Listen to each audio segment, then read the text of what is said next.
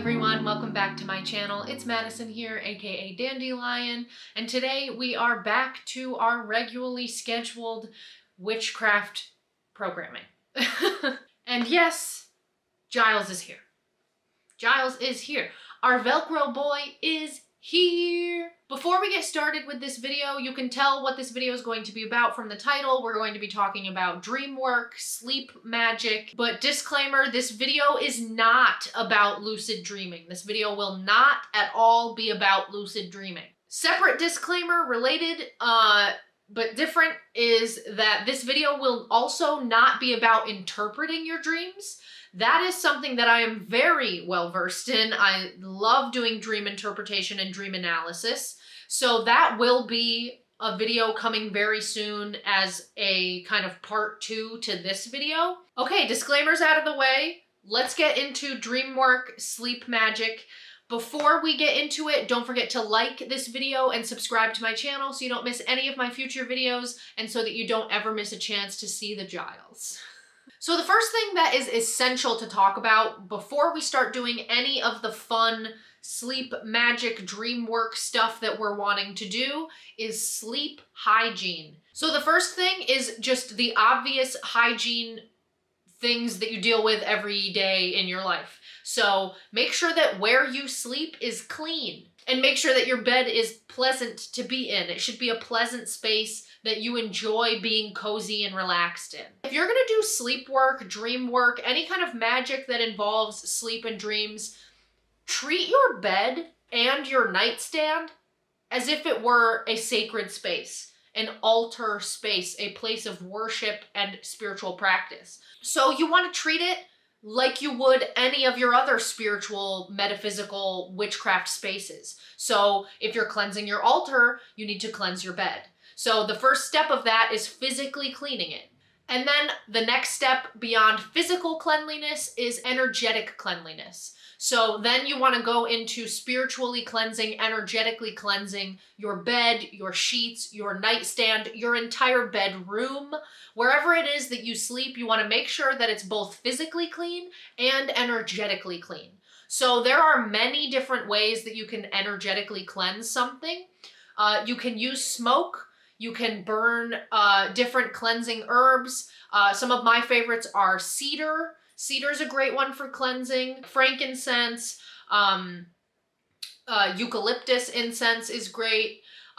You can also burn lavender incense to cleanse the space, and that also invites that relaxing, cozy energy as well. So you can do smoke cleansing. You can also cleanse energetically with water. So specifically, I'm thinking like rainwater would be great to cleanse your spiritual space with, whether that's your bed where you sleep, your nightstand, or any altars that you have. So you would, this is an ancient Kemetic technique, so an ancient Egyptian technique, where you would dip your fingers in the rainwater and flick it 3 times. So 1, 2, 3. And then dip again, 1, 2, 3. And then a third time, dip again, 1, 2, 3. So you do that 3 times, 3 flicks of water 3 times, and that can cleanse your bed and your nightstand. So you do it over your bed, over your bed, over your bed, and then the same thing over your nightstand. So you can do that as well. You don't have to use smoke. You can also do things like clapping to break up the energy in the space. So you would clap over the bed in different areas just to break up the stagnant energy. And then you could do the water or the smoke cleansing. You can also cleanse with sound. Check out my healing playlist, my spiritual healing playlist that I have on Spotify. That's linked down below in the Dropbox if you want to check that out. There are a lot of great songs in that playlist that you can play in your room as a cleansing sound. If you have any instruments yourself that you play, if you have especially any spiritual instruments, like I have a shamanic drum that I built myself with the help of the shaman who taught me. So sometimes I'll play that drum to cleanse the space. I also have a crystal harp that you can use to cleanse spaces. So if you have any instruments like that that you can play, you can also play like wind chimes, bring some wind chimes into your room and just kind of, you know, fliddle your finger across them until you feel like the energy in the space feels a bit better. One artist that I would recommend for sound cleansing, if you don't know them already, is Laraaji. Laraaji is a musician and a Reiki master who infuses Reiki energy into his music. So when you listen to his music, you also receive Reiki.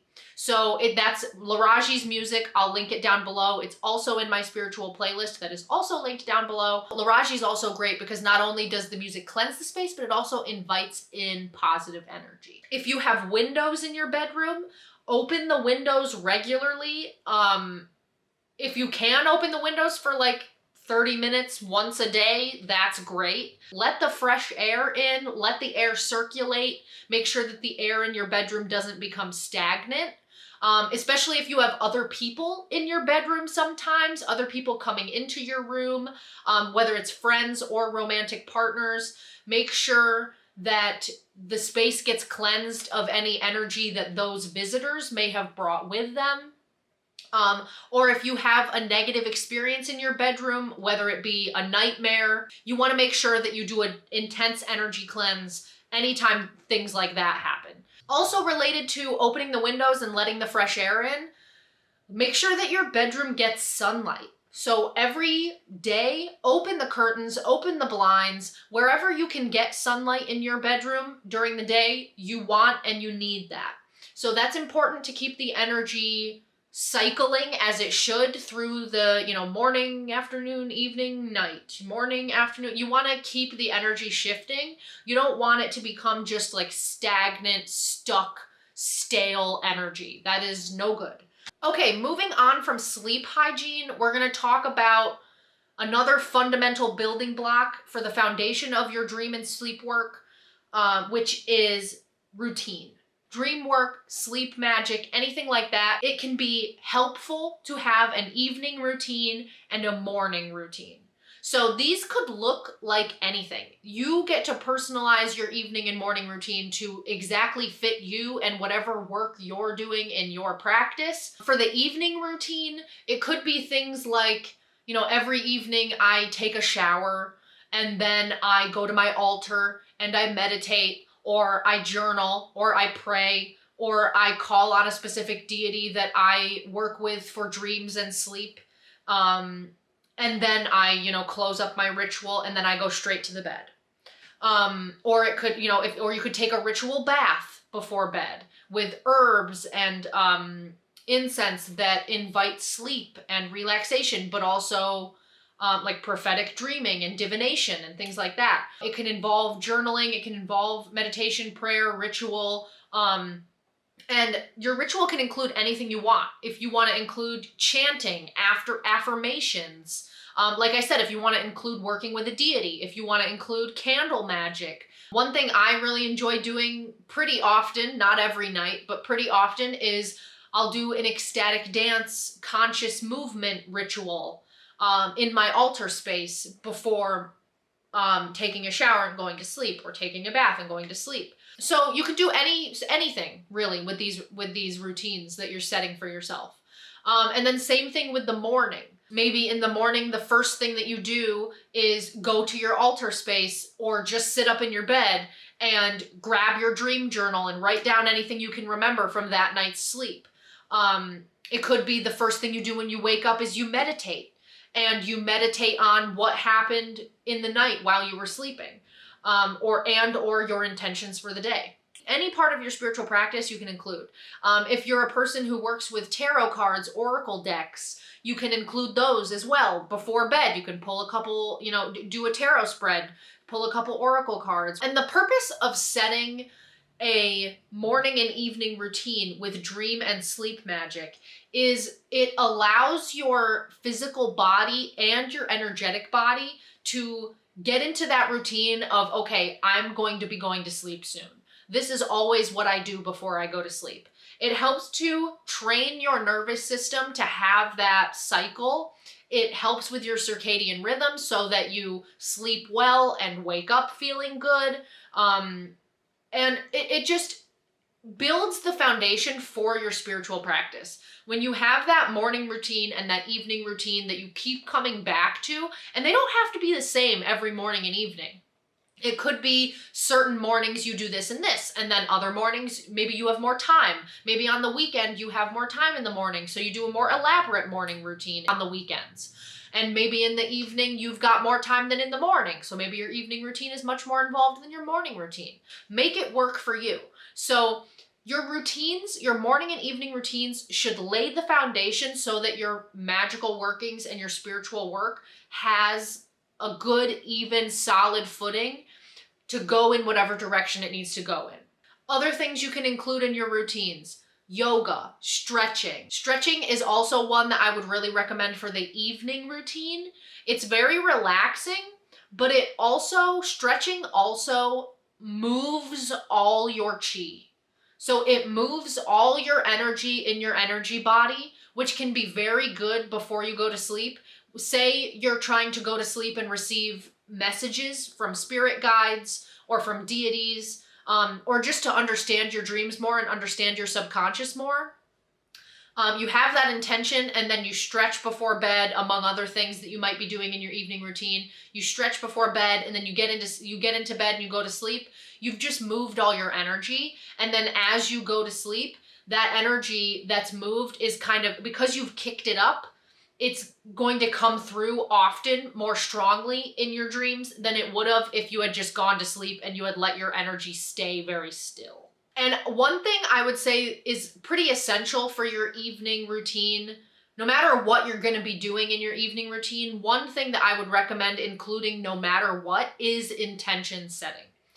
I often do this in my bed. Like, it's like the last thing I do before I go to sleep. So you can set the intention of, maybe it's very specific and your intention is, I have this specific question that I'm dealing with in my life. I would like an answer to this question. Or I have a deity that I'm hoping to meet in my dream, or I have an ancestor I'm hoping to meet in my dream. That is my intention, to meet with that ancestor, to meet with that deity. You can write it down in a dream journal. We'll talk about dream journals more in a bit. Or you can just say it out loud. Or you can light a candle, state your intention, and then blow out the candle or snuff out the candle.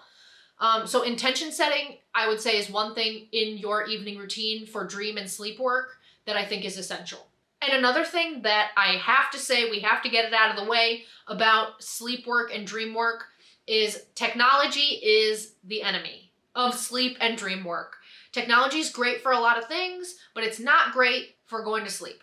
So before you go to sleep, try to not be watching TV on your iPad, on your phone, scrolling through apps, looking at social media. Those are things that we do not want to do anywhere near bed. And I'm talking to myself also as I say this. I am not above this issue and this struggle. Screens are such a big part of our lives now, and it can be hard to break away from them, but it's important that we do, especially if we want to be present while we sleep and we want to do spiritual work and magical work while we're sleeping and dreaming. Part of that sleep hygiene that we talked about is not looking at your laptop, not looking at your phone, not looking at your TV for at least an hour before bed. I think technically people say that it should be longer than that, but at the very least an hour before bed, get rid of it. But if you have an evening routine that involves other things like meditation, prayer, chanting, ecstatic dance, yoga, stretching, showering, taking a bath, then hopefully those are all things that will keep you from needing to look at a screen because you'll be busy with all your spiritual stuff. And then on the morning routine side, the only essential that I would say for the morning routine, you can customize it as you like, but the essential for the morning routine, I would say there are two things. The first is writing down what happened that night in your dream journal. Even if it's, I don't remember any of my dreams and I feel like nothing happened and I'm tired and I feel like I didn't sleep well, write that down. That's going in the dream journal. So journal in your sleep dream journal every single morning, especially first, because as we all know, when you wake up, that's when you're going to remember the most. And even 5 minutes later, you won't remember as much as you did about that dream that you had than you did when you first woke up. So as soon as you wake up, journal. The other thing I would say is essential is when you first wake up, do your journaling, and then when you step out of your bed and your feet touch the ground, I like to immediately ground myself. Especially if you had a particularly prophetic night of dreams or a very intense night of dreams that came with, a visitation from a being, or a very intense dream that like read you for filth. You want to ground yourself after that experience. Enter into the physical, wake your body up, wake your mind up, say, okay, I am here now on earth. I'm ready, I'm awake. And this can be as simple as just sensorily noticing your feet on the ground or being upright. So you want to get out of bed, whether it's just sitting in your bed, just waking up, or when you just, stepped out of bed, take a moment to feel yourself rooted into the earth, either through your root chakra, which is at the base of your spine, or through the bottoms of your feet. So either way, you can ground either through the bottom of your spine, or you can ground through the bottoms of your feet. And you can even envision your tree roots growing out of your spine, out of the bottoms of your feet, and into the earth. So it's good to ground yourself also after a night of sleep, especially if it was particularly eventful spiritually. Okay, so now we're gonna get into the fun stuff. We've done our sleep hygiene. We've talked about our morning and evening routine and how important those things are for our sleep hygiene. Now we're going to talk about the fun, magical stuff that you can do as a part of your dream work, your sleep magic, any of that kind of stuff. So the first thing we're going to talk about are symbols and sigils. You, on your own, can create sigils and symbols for sleep. You can find in books and online different symbols that are intended for sleep work, intended for dream work, and you can totally use those. If those feel resonant with you and you feel good using those, or you found one that you really like, or you look around and you find one you really like, then use it. Definitely use it. But you can create your own as well. And actually, surprisingly, I've never made a video on my channel on how to create sigils, but there are a lot of videos online on how to create sigils, so you can look those up. I'll make a video here on my channel at some point here, and then you can use that symbol in your sleep and dream work. So you could use that symbol in many, many ways once you've created it. One thing that you can do that I'm a big fan of is you can meditate on that symbol. So right before bed, for as long as you can meditate for, 5, 10, 15, even, up to like 30 minutes if you're a more advanced meditator, you can gaze at that symbol or envision that symbol in your mind's eye and meditate on it until you're ready to go to sleep. So that kind of seeps the intention into your psyche and also into your third eye, into your crown chakra, into your whole like intuitive space up here. So then once you go to sleep, that intention is fresh in your psyche and in your spirit body. And then while you're sleeping, hopefully that intention that you set will be strong enough to allow the working to be successful and come through. You can also place that sigil, like you can draw the sigil on a piece of paper and then place that piece of paper under your pillow at night. I think that's especially helpful if your intention is something along the lines of, I want to dream about this specific thing, or I want to meet this specific individual in my dream. So you can also do that, sleep with your head on the sigil. Some specific things that you can do for evening meditations. For falling asleep, one of my favorite meditations that's guided for falling asleep is on the Buddhify app. So you can download the Buddhify app. The meditation that I love for falling asleep is called Fade. So that meditation is really great because it literally fades down each one of your senses so that you can drop into sleep. Every time I do that meditation before I go to sleep, I have very deep, deep sleep where I remember my dreams. I don't know if that's just me, but give it a try and see if that works for you. We're going to talk about meditation in general more deeply in a separate video here on my channel, but meditation can be as simple as just sitting and breathing. It doesn't matter what you're thinking about. It doesn't matter if you're thinking or if your thoughts are racing or if your mind is blank or anything at all. Your eyes can be open, your eyes can be closed. You can gaze on something like your sigil or a candle flame, or you can just meditate, sit there and notice your breathing, notice your body, focus on being present in the moment. And even 5 minutes is great. 5 minutes, plenty. But you also don't have to meditate before bed. If meditation is something that you don't enjoy or that doesn't feel good to you, then don't include it in your evening or morning routine. Do other things in your evening and morning routine. There's so many different things you could choose from. But you can also, without a sigil, meditate on your intention. You can repeat it in your mind like a mantra or an affirmation. So you can meditate on that intention. Or say your intention is to dream of your grandmother. Your intention is to talk to your grandmother while you're asleep, to have her come visit you in your dream. Then meditate on your grandmother. Meditate thinking about a memory you have of her, or meditate thinking about that question that you really want to ask her. Another thing that you can include in your evening routine or your morning routine, depending on how you feel about it, is self-Reiki treatments. So I am a Reiki master, so I teach Reiki classes and I also perform Reiki. And Reiki is something that can be very relaxing. If you don't know what Reiki is, I have videos on my channel about Reiki, so check those out. Those are linked in the Dropbox. And I do teach classes about Reiki if you want to learn how to be a Reiki practitioner yourself and become a certified practitioner. I teach classes all the time. Reach out to me through my website. It's in the Dropbox. But self-Reiki treatments before bed can be very relaxing. And then self-Reiki treatments in the morning, you can do them to be very energizing.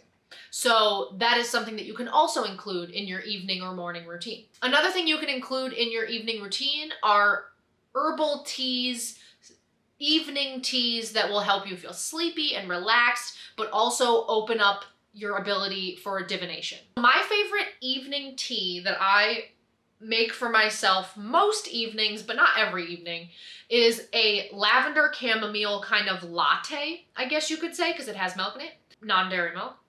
But your girl's allergic. So what you would do is you would take lavender and chamomile herbs and you would place those in hot water, steep those in hot water. And I'm a little nuts, so I like to leave the herbs in the whole time I'm drinking it. I don't take them out. You can take them out after several minutes that they've steeped in the water, but I leave them in. So you take chamomile and lavender, steep those in hot water. You can do a tea bag or loose leaf. Loose leaf is always better, but you can do a tea bag if that's what you've got on hand.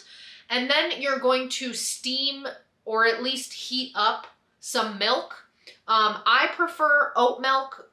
Like I said, I'm allergic, but if you do regular milk, that's fine too. Please get your milk from a sustainable source, from a nice farm that treats the cows with respect. So you're gonna add steamed milk into the steeped chamomile and lavender tea. Then you can add a sweetener. So you can either do a little bit of brown sugar or a little bit of honey. And then you're going to do a little drop of vanilla extract, and then on top, you can sprinkle some cinnamon right on top. This tea is great because it's relaxing, it's calming, it makes you sleepy. The cinnamon brings in positive energy, a little bit of luck and abundance, and that can be good as you're going into your sleep. You can also do a more divination-centered tea before you go to sleep, or you can combine the two. So I'm gonna list a bunch of herbs here on this side that are good for teas that are going to open up the third eye, open up the crown chakra, and allow divination and messages from spirit to come through. If you want to combine chamomile and lavender with divination-centered herbs, or say you just want to do the chamomile or you just want to do the lavender and then combine with some divination herbs, you can do that as well. There are teas that get marketed as divination teas. Those are sometimes good, Just do your research. If you're going to buy a pre-mixed herbal tea, see where they get their herbs, what the herbs are and the properties that they have, and then decide for yourself if you want to buy that. I personally am more on the side of get your own herbs and then make your own tea. I think that's always better. Then we can also get into crystals for sleep. So crystals are great for sleep work. Crystals and sleep work are like best friends. So there are so many crystals that you can use for sleep work. I'm gonna run through a few very quickly. Amethyst is great for sleep work where you're trying to do divination. So if you're doing sleep work where you're trying to receive a message from a spirit guide, from an ancestor, from a deity, then amethyst is great to have with you nearby. Amethyst opens up that third eye. It really enhances your psychic abilities, your intuitive abilities, and that's why it's great for dream magic and sleep work. Selenite is one of my favorite crystals, period, across the board, no matter what's going on. But selenite is great for sleep. Selenite is very cleansing. So one thing that you could do as part of your cleansing sleep hygiene rituals for your bed and your sleeping space, your bedroom, is have selenite around. So place selenite in your bed during the day to cleanse your bed in between sleeps. Put selenite on your nightstand to keep the energy cleansed and clean. And selenite's also very relaxing. I go to selenite in the past when I'm having a panic attack or I'm having just a lot of emotions that are overwhelming me. When I feel overstimulated, selenite is very calming. So it helps you to get into that deep sleep and also helps your sleeping space to be clean energetically. Clear quartz is good for amplifying any intention or working that you have. So clear quartz could be part of the crystals that you keep around your sleeping space just to amplify whatever energy you've already got going on in your sleeping space. But with clear quartz, because it's going to amplify whatever energy that you have going on, you need to make sure that the energy you have going on is something that you want amplified. Rose quartz is also a great one to have around. Rose quartz is good for the heart chakra, but an important note about rose quartz that often gets overlooked is that rose quartz amplifies your emotions very, very acutely. So because rose quartz is so intensely linked to the heart chakra and the heart space, any emotions that you're dealing with are going to be amplified by the presence of that rose quartz. So rose quartz, you need to be careful with it. If you're going through like an intense heartbreak or just any kind of deep heart pain, grief, sadness, loss, then sometimes rose quartz can actually make things a little bit worse. So try it, see how you feel. Just know that, and sometimes emotions need to amplify and intensify and come up before we can let them go. So sometimes that's why rose quartz is so good. It allows you to enter that heart space and acknowledge what you're feeling. And that's where in your dreams, that can be helpful. So having rose quartz around while you're dreaming and sleeping can help you to enter into that heart space, explore what's going on, and then figure out what to do about it. Move through those feelings instead of hiding them or, ignoring them or stuffing them down. So rose quartz is great, but use with caution because it will make you very emotional if you overuse rose quartz or use it in a situation where maybe something more gentler would be better. Running through a few more crystals a little bit quicker. Celestite, great for calming the nervous system and just relaxing and calming down in general. Lepidolite helps with transitions. So when you're transitioning from awake to asleep or asleep to awake, lepidolite is great for that. It promotes restful sleep, deep sleep, allowing you to really drop into that dream space and stay there as long as you need until you're ready to come out of it. It also helps with liminal spaces. So lepidolite is really connected to those liminal spaces, and dreaming is about as liminal of a space as you can get. The next one is angelite. Angelite is very high vibration, and angelite, just kind of like the name, it's going to allow you to connect with guides and spirits and energy beings, deities, ancestors, any being that's not in a physical body that could visit you in a dream, angel light's gonna help to strengthen that channel of communication and allow that message to come through. One thing that is important to talk about with angel light though is that it can be too intense for light sleepers. So if you're a very light sleeper, like I'm a very deep sleeper, so if you're a very light sleeper, it might actually wake you up, the angel light. So try it. Try having an angel light on your nightstand or near your bed or under your pillow. And then see how you feel. If you feel like you're suddenly waking up a lot in the night, it could be that the angel light is too intense for you and you need to remove it from your space. Next two crystals are black obsidian and black tourmaline. These are great crystals, essential crystals for protection. Guarding you against negative energy, guarding you against any spirits or beings that may enter into your dream and have nefarious or nasty intentions. They want to mess with you while you're asleep. These crystals guard against that. So these crystals are essential to keep around if you're doing dream work, sleep work. Protection work is essential in any kind of spiritual or magical working, any kind of witchcraft. It's essential to protect yourself. So with dream work, it's important to make sure you're protected while you dream, while you're vulnerable in that sleep state. So black tourmaline and black obsidian are great for that. The next crystal is hematite. So hematite is great for balancing the energies of the body. And when our energies are in balance, we have an easier time falling asleep and we have an easier time staying asleep. Hematite can also be a very protective crystal. It kind of creates a protective shield, energy shield around you. So that also is very good for sleep work. What you're gonna do with these crystals, you can do a few things to include them in your sleep magic or your dream work. You can do a crystal grid on your body. So if you don't know what crystal grids are, it's basically the idea that you place crystals in specific places, either on a physical grid on an altar or on your physical body. The grid can be your literal body. So this would look like, you can lie down in your bed and place a crystal on your third eye, place a crystal at the top of your head, place a crystal on your heart chakra, place a crystal on your root chakra. So you can do a crystal grid either on your body or you can do a crystal grid on your altar as part of your evening routine, as part of your intention setting. Organize the crystals in that intention and then meditate on that crystal grid, looking at it, focusing on it, and then get right into bed and go to sleep. Crystal grids, we can talk about them more in a future video. If you're interested, comment down below that you want that video and I'll prioritize it. Crystal grids can be very simple or they can be very elaborate depending on what you're looking for.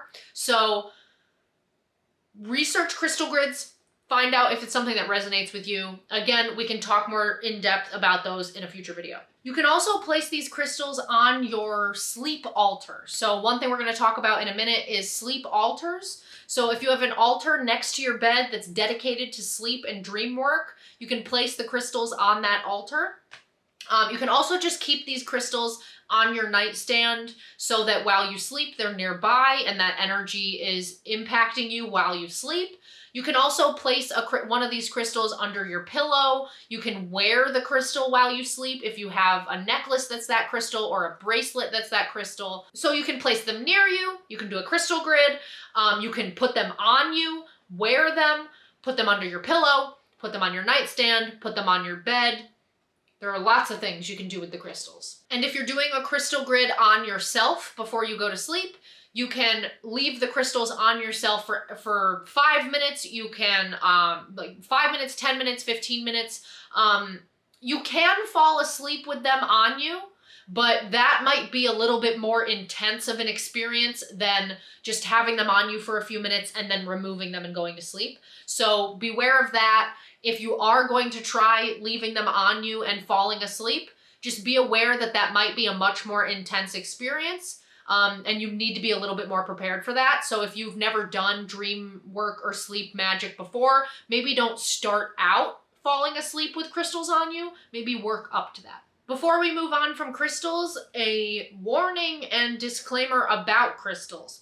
Crystals often get portrayed in media and even in spiritual spaces by some people, not everyone, but by some people, crystals get portrayed as very innocent, very non-harmful, very gentle, very fun, very cute, very aesthetic, very, so it's like people really dumb crystals down.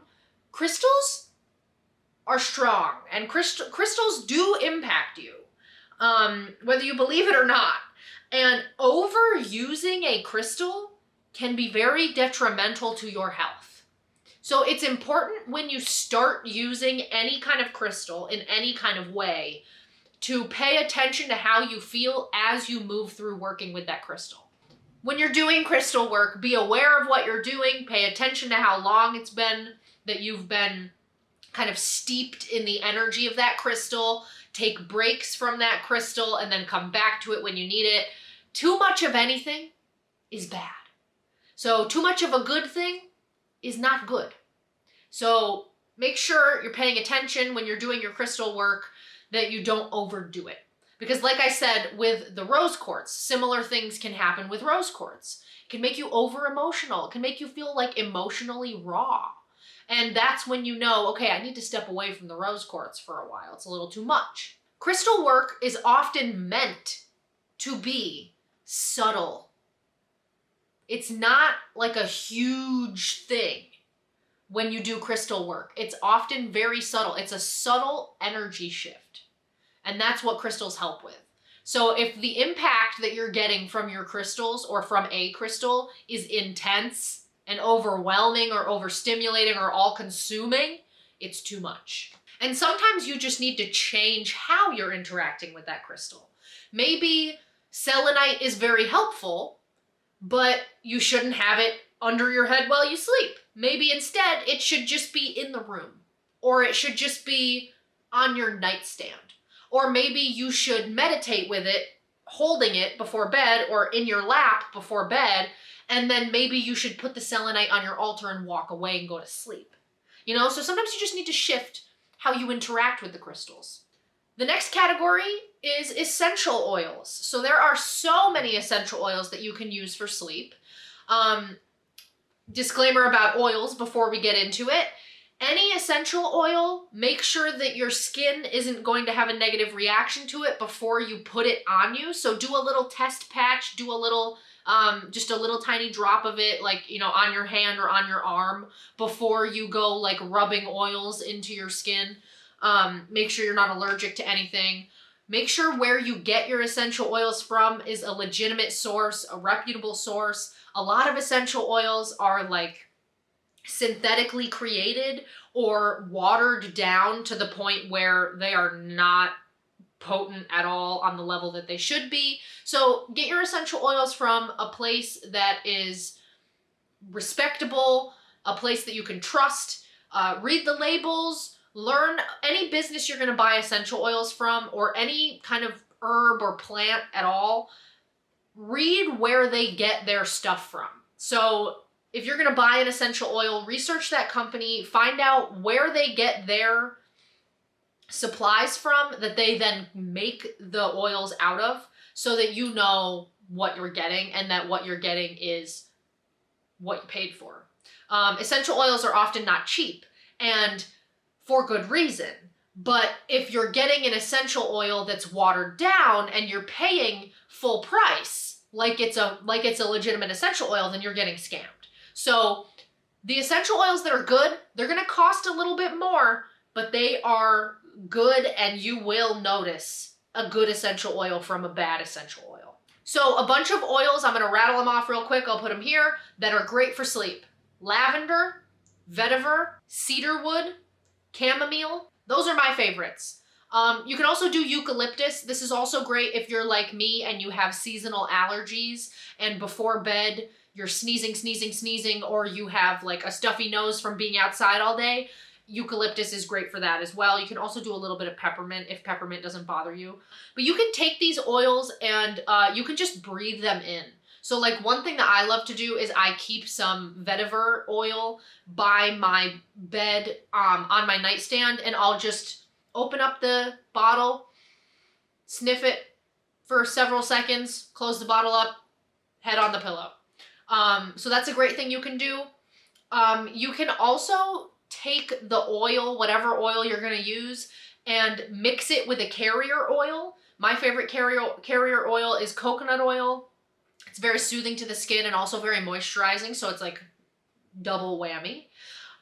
But you can mix the carrier oil with the essential oil. Places that I would recommend massaging essential oils and a carrier oil into your body are the bottoms of your feet.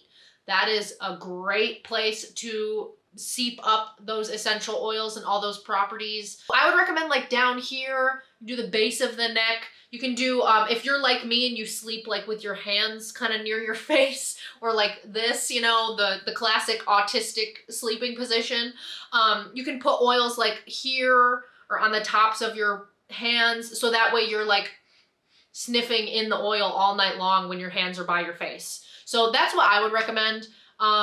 Or like me, you can just smell them before you go to sleep. Yeah, so those are some things that you can do with essential oils for sleep. Also, if you're using essential oils for sleep magic and dream work, make sure if you have any pets that whatever way you're using the oil isn't going to negatively impact your pets. Because a lot of essential oils are harmful to other animals. So be careful with that. You can also use herbs in ways that aren't essential oils for sleep and dream work. So you can burn herbs and burn incense before you fall asleep to get those properties flowing in your space as you fall asleep. I feel like it's important to say, don't set anything on fire and then go to sleep. Like, wait for it to be done burning before you go to sleep, okay? So cedar before bed is great for cleansing the day off of you. So I would recommend as part of your evening routine also cleansing yourself. So, but that can kind of be part of if you take a shower before bed or take a bath before bed. That is naturally part of what you do. You physically clean yourself, and also water energetically cleans us pretty well as well. So you can do a cleansing of yourself as well. With cedar. One herb that you can also burn before sleep that is great, I would really recommend it, I've had a lot of success with it, is jasmine. So you can burn some jasmine incense before you go to sleep, or jasmine herb before you go to sleep. Jasmine has the property of being great for calling in prophetic dreams. So if you're looking to receive messages through your dreams, jasmine is a great thing to involve in your practice. So burn some jasmine before bed during your evening routine. You don't have to burn herbs to get their benefits. So yes, we can do teas, we can burn the herbs, we can do essential oils, we can do incense, but you can also take the herbs and bundle them up and make a kind of dream bundle, and then place that in your bed, under your pillow, or even under your bed frame, under the mattress, and that bundle of herbs can hold your intention for your dream magic and your sleep work, and the properties of those herbs will impact the energy of your sleep space. So you don't have to burn the herbs. You can take all the herbs, you could take a bunch of lavender, chamomile, jasmine, cedar, bundle them all together with some twine, maybe even get a stick of selenite, a stick of amethyst, a stick of a black obsidian or black tourmaline or any kind of protective stone, and then a quartz point, and bundle them all together, place it under your bed frame. That's going to be potent. That's going to be really powerful. So you can also do bundles. You could even include your sleep sigil in that bundle. Draw it, place it in the bundle, tie it all together, and then that would be even more powerful. And if you make a bundle of herbs that's smaller and has a strong fragrance that is relaxing and induces a sleepy state, then that's really great to put right under your pillow. So if you just did a little bundle of lavender and put it under your pillow, that would be so helpful for helping you fall asleep and stay asleep and feel relaxed. The next thing I've touched on a few times, but we're going to focus on it for a minute here, is the dream journal and the sleep journal. So you have to have a dream sleep journal if you're going to be doing any kind of sleep magic or dream work. So the purpose of this journal is to log everything that happens related to your sleep, related to your dreams, to your rest. This could be something that's part of your evening routine and your morning routine, where maybe the night before, during your evening routine, you write down your intention for that night's sleep. You write down how you're feeling as you're getting into bed. And then in the morning, the first thing you do is grab that journal and write down, I remember this from my dream. I remember this from my dream. I remember this. I felt this. I woke up this many times. You know, this is what I used that night. These are the crystals I used. These are the oils I used. These are the herbs I did. You know, so you write down everything in that journal so you can keep track. Or even if you just had a silly dream that you feel like means nothing, you can still write that down too. Because you never know, when you come back to it in a couple weeks, it might suddenly mean something. So keep a dream journal on your nightstand right next to your bed where you sleep so you can easily access it, especially if you wake up in the middle of the night from a dream. Write it down immediately. You will not remember it if you wait. Write it down immediately. And related to the dream journal, I just want to touch on the fact that dream work almost always is shadow work. Dream work and sleep magic are all about the subconscious mind. So often our shadow self comes through, the parts of ourself that we aren't paying attention to, or that we neglect, or that are harming us or causing us problems or difficulties in life. Often those are the things that come through in dreams. So dream work is often shadow work. And with shadow work, journaling in any form, whether it's just, because you can also, if you don't like writing things down, then you can speak instead. You know, get yourself like a little recorder that you only use for that purpose. You know, you can record yourself on your phone in like the voice memos app, but then you have your phone right next to your bed, and that might create more problems than it solves. If you don't like writing in a journal, that doesn't feel good to you, get yourself like one thing I did, because I don't love writing in a journal. I have like an old school dictaphone. And if you don't know what that is, look it up. But it's like an old school tape recorder, and I can hit the record button and talk into it, and then hit the pause button and put it down.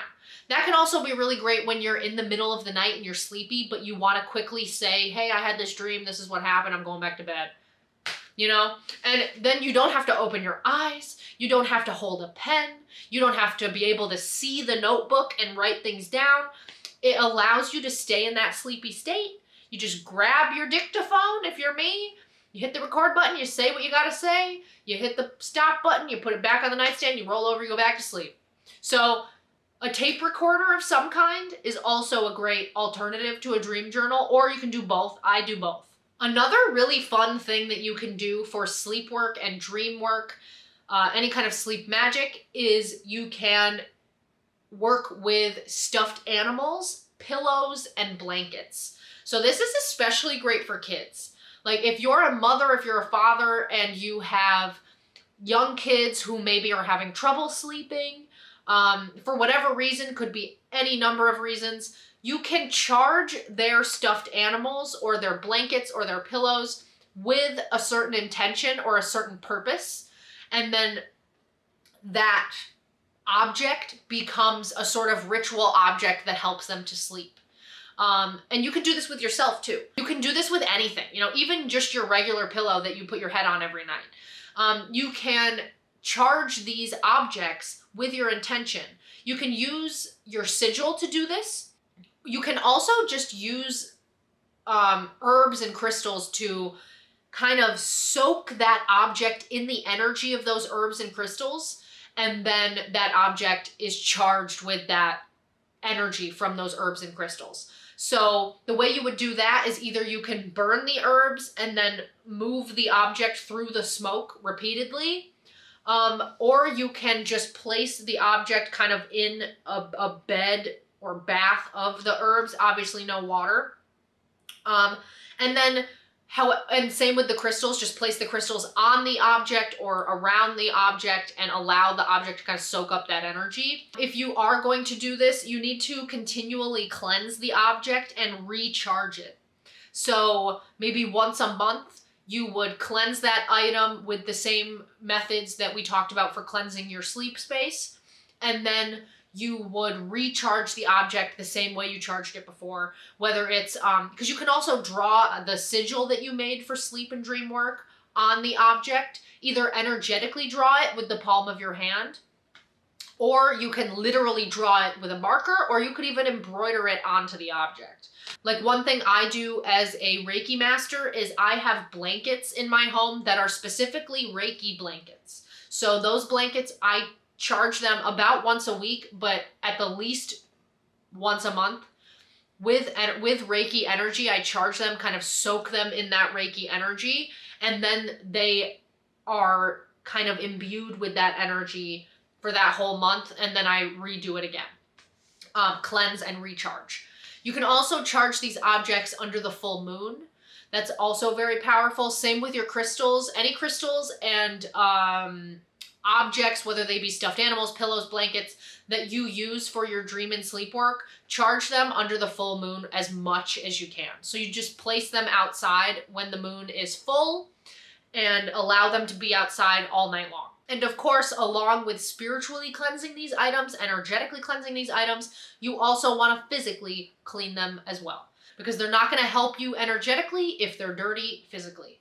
You can even attach certain things to the object. So like if you had a stuffed animal that you were trying to charge with the intention of helping to bring deep sleep, restful sleep, or if you have a stuffed animal that you want to be like your stuffed animal that you put in the bed with you when you want to communicate with a specific deity or specific being, then you could attach herbs or crystals to that pillow or stuffed animal.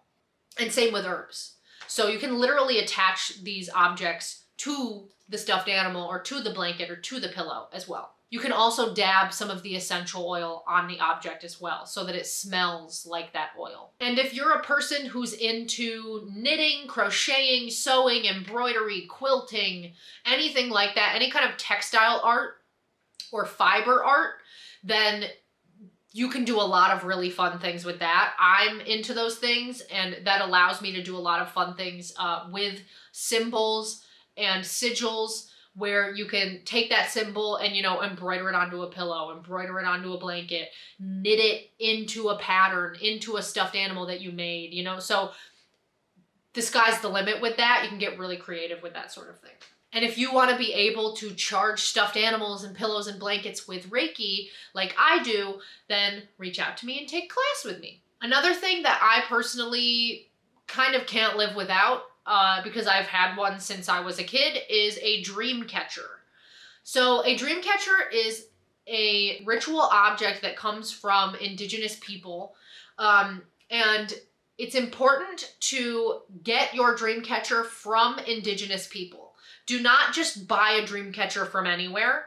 Buy your dream catcher from indigenous nations, from businesses that are owned by indigenous individuals. The purpose of a dream catcher is to catch any bad dreams, any negative energies that may come to you while you are asleep, while you're in that vulnerable, sleepy state.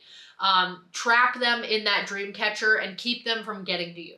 So a dream catcher is another important form of protection. And dream catchers often have feathers. The top of the dream catcher will be like a web. That's where the nastiness gets caught. And then there are often feathers or beads hanging down from the webbing up top. And sometimes crystals are utilized as well within the dream catcher, which makes them even more potent. And then just like with the rest of your sleep hygiene, with a dream catcher, if you have a dream catcher, once a month at least, you want to place that dream catcher in the window for a full day and allow it to just soak up the sun's energy. The energy of the sun's rays will dissipate any negative dreams, any bad stuff that's gotten caught in that dream catcher, and cleanse it out of there. You can take the dream catcher outside and shake it, almost like you'd beat a rug or, you know, shake out something that's hanging onto a lot of like pet hair or dirt or dust or anything.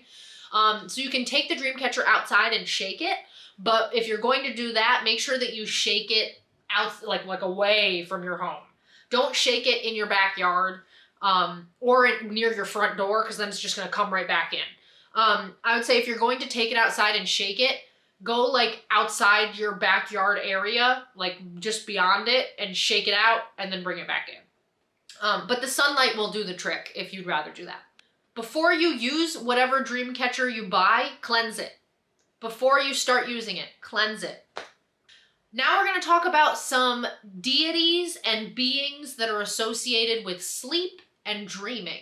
So if you're a person who works with deities or specific energy beings and likes to have a being to focus your intention on and to kind of guide you through these experiences, then any number of these deities I'm about to talk about could be great for you.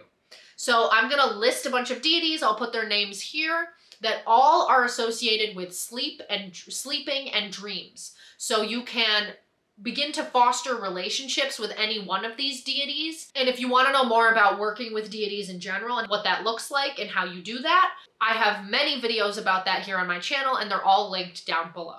But all these deities are associated with sleep and dreams from different pantheons across the globe. So whatever pantheons you are connected to, then research the deity who is associated with sleep and dreams from that pantheon and see if you could maybe foster a relationship with them. And you can charge these deities with whatever sleep and dream related work you're trying to do. So it could be you're charging a certain deity with guiding you through your dreams and keeping you safe as you dream and as you sleep. You could be asking a deity to bring you messages while you sleep, help you to be more intuitive in your sleep, and bring you psychic messages while you're asleep. Related to working with sleep and dream deities is the practice of creating a sleep altar. So we've kind of touched on this a few times already. You can create a sleep altar as a means of setting an intention and also honoring a deity or honoring sleep itself. So your sleep altar should be as close to where you sleep as possible. It could be on your nightstand. It could be in your nightstand. If you're trying to hide your sleep altar, you could put it in the top drawer of your nightstand. It could be above your bed frame. It can have statues associated with a sleep-related deity that you're working with. It doesn't have to, but if you are working with a deity that is associated with sleep and dreams, then definitely include them on the altar in some form. It could be a literal statue depiction of them, or if they come through as a certain animal, you could get some kind of image or statue of that animal. You can also place your sleep crystals on this altar, herbs you use for sleep on that altar, essential oils that you use at night for that altar, and anything on that altar that just says sleep and dreams to you. It can also be a place where you keep your sleep journal. The purpose of having an altar in any way, in any form, in any place for any specific thing is to hold that intention in the space and create a sacred space. So that's why we want to have a sleep altar, is to create that sacred space of sleep and have a physical place where our intention can live and foster and grow. So this is a bit of a longer one, but there's a lot to talk about here. Remember, there's another dream interpretation video coming very soon, within the next couple weeks. So keep an eye out for that if you're interested in interpreting your dreams. I hope you enjoyed talking about sleep magic and dream work with me. If you enjoyed this video, please like it and hit that subscribe button so you don't miss any of my future videos. Thank you so much for watching, and I will see you soon. Blessed be.